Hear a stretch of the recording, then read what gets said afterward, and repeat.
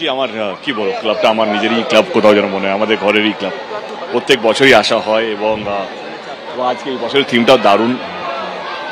স্বাধীনতা সংগ্রামীদেরকে উৎসর্গ করে তাদেরকে নমন করে এবং যেভাবে সাজানো হয়েছে এবং যত যত্ন নিয়ে ওরা পুজো প্যান্ডেলের থিমটাকে বানায়, তো সেটা আমার মনে হয় শুধু বাংলার মানুষ নয়, পৃথিবীর মানুষ যারা জানে, যারা বাঙালি তারা জানে যে সুরুচি সংঘ কত যত্ন নিয়ে পুজোটা করে এবং সুরুচি সংঘকে নিয়ে একটা আলাদা ক্রেজ তো থাকে।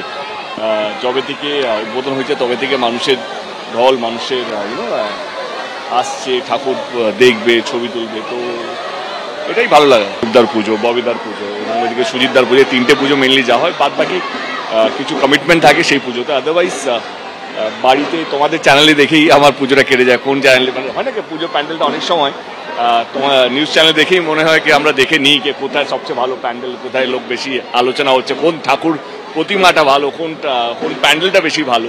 তো এগুলো আমার মনে হয় আজকের দিনে নিউজ চ্যানেল দেখেই হয়ে যায়।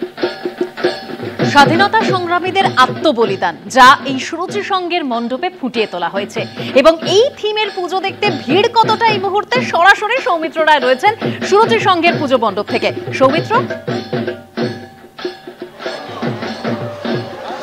দেখো, রাত যত বাড়ছে, ষষ্ঠীর রাত, ভিড়টা ততই বাড়ছে এই সুরুচি সংঘে। দক্ষিণ কলকাতার যে কটা নামী পুজো রয়েছে তার মধ্যে অন্যতম এই সুরুচি সংঘ। তুমি জানো, যারা এখানে ঠাকুর দেখতে আসছেন তারা যেমনটা বলছেন যে সুরুচি সংঘ না দেখলে যেন ঠাকুর দেখা কমপ্লিট হয় না। ফলে ঠাকুর দেখার শুরুতেই তারা চলে আসছে সুরুচি সংঘে, কারণ প্রচুর লাইন পড়ছে, মানুষের ধৈর্য ধরে তারা দেখছেন।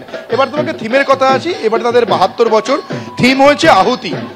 ব্রিটিশ ভারতে, পরাধীন ভারতে যে স্বাধীনতা সংগ্রামী বিপ্লবী, তাদের যে আত্মবলিদান, তাদের যে অবদান, সেটাই মণ্ডপের ছত্রে ছত্রে তুলে ধরা হয়েছে।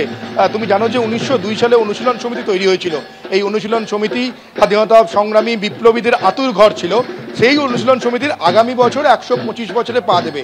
সেই অনুশীলন সমিতিকে সামনে রেখেই এখানকার পুজো উদ্যোক্তারা এবারের যে থিম, সেটার চিন্তাভাবনা বা পুজো মণ্ডপ সেই অনুশীলন সমিতিকে সামনে রেখেই তৈরি হয়েছে। এবং তোমাকে বলে রাখি যে এই যে তুমি পুরো মণ্ডপটা দেখতে পাচ্ছ, আমার ক্যামেরা পার্সন দীপ্ত চক্রবর্তী দেখাচ্ছে, দেখো মণ্ডপটার মধ্যে প্লাস্টার কেটে কেটে মণ্ডপটা তৈরি হয়েছে। এত অসাধারণ তৈরি হয়েছে মণ্ডপটা এবং আলো আধারির মিছিয়ে এই মণ্ডপ। তার সঙ্গে তুমি যদি মাতৃ প্রতিমায় আসো, দেখো যে থিম, সেই থিম মণ্ডপের সঙ্গে সাজুজ্য রেখেই মাতৃ প্রতিমার রং হয়েছে। মাতৃ প্রতিমা এখানে একেবারে মৃন্ময়ী রূপে ধরা দিয়েছে। ফলে সব মিলিয়ে সুরুচি সংঘ যারা আসছেন ঠাকুর দেখতে তারা বলছেন যে মাস্ট ডেস্টিনেশন হচ্ছে এই সুরুচি সংঘ। সুরুচি সংঘে যত রাত বাড়ছে আমরা ভিড় দেখতে পাচ্ছি। একেবারে রাতের সঙ্গে পাল্লা দিয়ে ভিড় বাড়ছে সুরুচি সংঘে।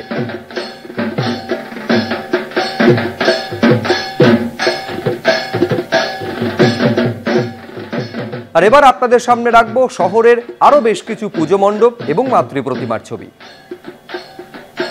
প্রথমে একডালিয়া এভারগ্রিনের ছবি।